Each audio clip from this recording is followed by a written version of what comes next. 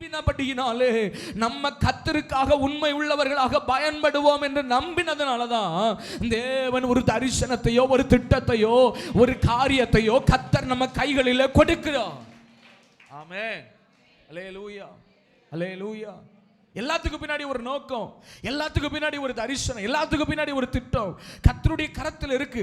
நம்ம மேல ஒரு நம்பிக்கை இருக்கு. அதனாலதான் ஆண்டவர் சொல்கிறார், நீங்களே கொடுங்கள், நீங்களே அதை கொடுங்கள். என் தேவ பிள்ளைகளே, என்ன நடந்தது தெரியுமா? இவங்க தங்க கைகளில் என்ன சொன்னாங்களே, எங்கிட்ட 5 அப்பம் 2 மீன் தான் இருக்குன்னு மறைக்காமல் தங்களிடத்தில் இருந்த எல்லாவற்றையும் கொண்டு போய் ஆண்டவர் கரத்திற்கு கொடுத்த போது தேவன் ஆசீர்வதித்து அதை 5000ங்களுக்கு கொடுக்க திரும்ப அவங்க கைகள் தான் கொடுத்தார். புரிஞ்சவங்க ஆமென் சொல்லுங்களேன். புரிஞ்சவங்க ஆமென் சொல்லுங்களேன். எந்த கரம் கொண்டு போய் 5 அப்பம் 2 மீன் கூடையில கொண்டு போய் கொடுத்துச்சோ அதே கையில் 5000 புருஷர்களுக்கு போஷிக்கிற அப்பம் திரும்ப அதே கைகளுக்கு வருகிறது. இந்த கையை கொண்டு போய் திரும்ப 5000 பேரை பந்தி இருக்க வச்சு போதுன்ற அளவுக்கு கொடுக்கிற கையாக இந்த கரத்தை தேவன் மாற்றினார்.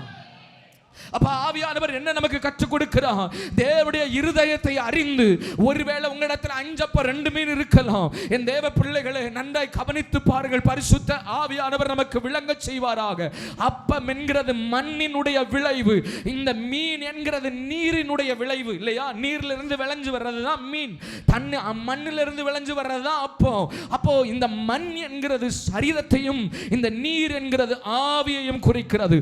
அப்போ தேவ சமூகத்தில் இந்த 2 தேவையும் எப்பொழுதும் இருக்கும். ஒன்று உலக பிரகாரமான தேவைகளும் தேவ சமூகத்தில் எழும்பும். இரண்டாவது ஆவிக்குரிய தேவைகள் எழும்பும். 1 மணி நேரம் ஜெபிக்க முடியாதான்னு சபையில் அறைகூவல் கர்த்தர் விடுவார். எனக்காக ஒருத்தன் ஊழியத்துக்கு வர முடியாதான்னு கர்த்தர் சொல்லுவார். எனக்காக ஒரு மனுஷன் தேசத்தில் எழும்பி நடக்க முடியாதா அப்படின்னு ஆண்டவர் பேசுவார்.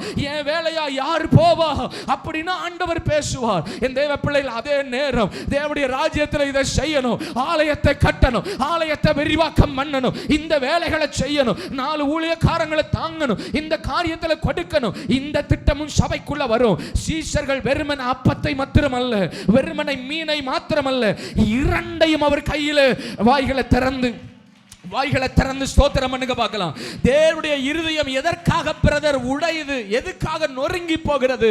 நான் உங்களிடத்தில் தெளிவாய் சொல்ல முடியும். என் தேவ பிள்ளைகளே, கர்த்தர் இந்த பூமிக்குரிய காரியங்கள் மாத்திரமல்ல, ஆவிக்குரிய காரியங்களிலும் கர்த்தர் நொறுங்கி போயிருக்கிறார். கர்த்தர் ஆவிக்குரிய காரியங்களில் மாத்திரமல்ல, பூமிக்குரிய காரியங்களிலும் தேவனுடைய இருதயம் ஏங்கிக் கொண்டிருக்கிறது. இந்த 2 நிலையிலையும் சபை தன் கைகளை தாராளமா திறந்தே ஆகணும். ஆமென். அல்லேலூயா, அல்லேலூயா.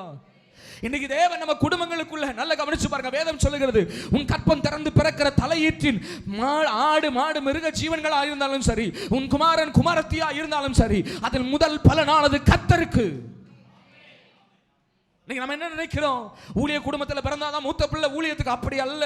அன்னைக்கு கற்பம் திறந்து பிறக்கிற எந்த பிள்ளைகளும் எந்த குடும்பத்தில் உள்ள காரியங்களையும் முதல் பலன் கர்த்தருக்கு. நீங்க என்னைக்கு ஆவிக்குரிய பிரகாரத்தில் எழும்புறீங்களோ, என் குடும்பத்தில் இருந்து ஒருவன் ஊழியத்துக்கு பாஷ, எங்க வீட்டில இருந்து ஒரு பிள்ளை கர்த்தருக்கு பாஷ, அவன் படிக்கட்டும், வேலைக்கு போ, வேலையில பெரிய உத்தியோகத்துக்கு போகட்டும், ஆனா அவன் கர்த்தருடைய ஊழியத்தை தான் செய்யணும். பகுதி நேரமோ மொழி நேரமோ, என் தேவ பிள்ளைகள், அவன் கர்த்தருடைய ராஜ்யத்தில் அவனை ஊழியக்காரனாய் உருவாக்குவதற்கு ஒரு பெற்றோர் பொறுப்பெடுக்கணும்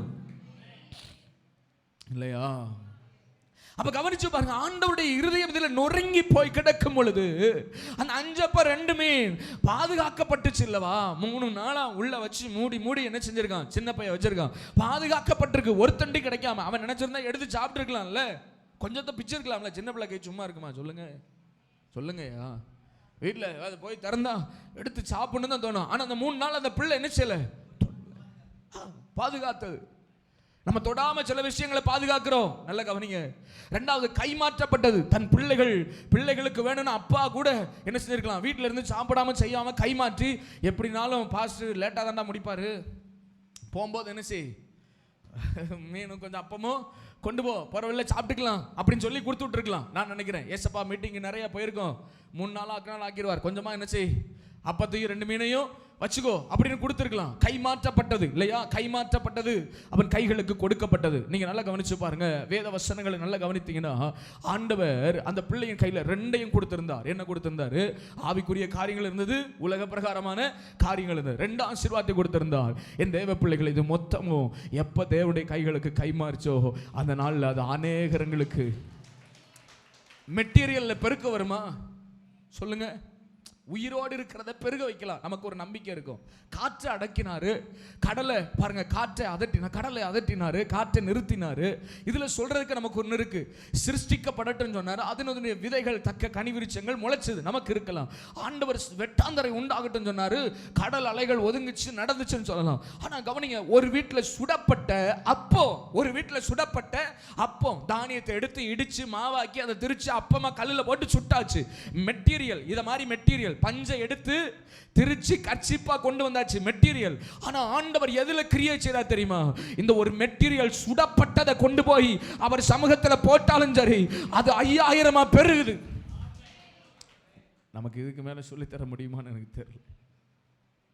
ஜீவனுள்ள மீன் தானே, எடுத்து அதை பொரிச்சு கொண்டு வந்தாச்சு, ஆனா அது பெருகுது. தேவ பிள்ளைகளை பரிசுத்த ஆவியானவர் சொல்லித் தரார். நீங்க நல்லா கவனிங்க. தேவனால அவர் கையில் கொடுக்கிற எதையும் பெருக வைக்க முடியும், எதையும் மல்டிப்ளை பண்ண வைக்க முடியும். நல்ல கவனிங்க. ஏன் அவர் கைகளுக்கு நான் கொடுக்கணும்னா, நான் கொடுக்கும்போது கொஞ்சமாக இருக்கும், ஆனால் அவர் அதை ஆசீர்வதித்து அநேக தேவை உள்ளவர்களுக்கு அதை கொண்டு போவார். அநேகர் திருப்தி அடைவார்கள், அநேகர் பசி ஆறுவார்கள், அநேகர் விடாய்த்த நிலைமையிலிருந்து வெளியே வருவாங்க. நான் கொடுக்கிற கொஞ்சம் காரியம் ஒரு ஆத்மாவை ரட்சிக்குமானால் நான் தரிசனம் உள்ளவனாய் விதைக்க கற்றுக்கொள்ள, தேவனுடைய இருதயத்தை புரிந்து விதைக்க கற்றுக்கொள்ளணும். எத்தனை பேருக்கு புரியுது? புரிஞ்சவங்க ஒரு ஆமைன்னு சொல்லுங்கள். விதைகளை நான் உண்பதற்கல்ல, விதைகளை விதைப்பதற்கு. இப்போ பரிசுத்த ஆவியானவர் நம்மோடு பேசின இந்த வார்த்தைகளுக்கு யார் உங்களை தர முடியுமோ, நோக்கம் நிறைவேறணும் இல்லையா? யாரெல்லாம் உங்கள் இருதயத்தில் ஆவியானவர் பேசியிருக்கிற, ஆண்டவரே என் விதைகளை இனி நான் எடுக்க போவதில்லை, அது தேவனுடைய இருதயம் எங்கே உடைக்கப்பட்டிருக்கோ, கர்த்தருடைய வாரம் எங்கே வெளிப்படுதோ அங்கே நான் விதைக்க ஆயத்தம்.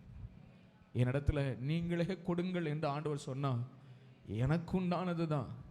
ஒரு ஏழை விதவைக்கு தன் ஜீவனத்துக்கு வச்சது தான், ஆனாலும் அத்தனையும் கொடுக்க நான் ஆயத்தம். எனக்கு எத்தனை பேர், ஆண்டவரை நான் கொடுக்கறதுல ஒரு வேளை தவறி இருக்கிறேன்ப்பா, இனி நான் சரி பண்ண விரும்புகிறேன், உண்மையாக இருக்க விரும்புகிறேன், என் விதைகளை பெருக பண்ணுங்க, நான் தாராளமாக விதைக்க விரும்புகிறேன் அப்படின்னு சொல்லுகிற பிள்ளைகள் இருப்பீங்கன்னா, நான் எல்லாரையும் கட்டாயப்படுத்தலை, நீங்கள் மட்டும் விதைக்கணும்னு விரும்புகிறவங்க மட்டும் எழும்பி நில்லுங்க பார்க்கலாம், எழும்பி நில்லுங்க பார்க்கலாம். ஒருவேளை பாஸ்டரையா சொன்னாங்க, இந்த நாளில் விதைப்பு ஞாயிறு, விதைகளை கொண்டு வந்திருப்பீங்கன்னா கையில் எடுத்துக்கொண்டு எழும்பி நில்லுங்க பார்க்கலாம். விதைக்கணும், நான் இன்னும் விதைக்கணும் அப்படி விரும்புகிறவங்க எழும்புங்க. Price father. எல்லாரும், நான் யாரையும் கட்டாயப்படுத்தலை, நான் மறுபடியும் சொல்கிறேன், எல்லா பக்கத்தில் எந்திக்கிறான்றக்கா எந்திக்காதீங்க. எந்திச்சிங்கன்னா உண்மையாக இருக்கணும், ஆண்டவர் பாப்பார்.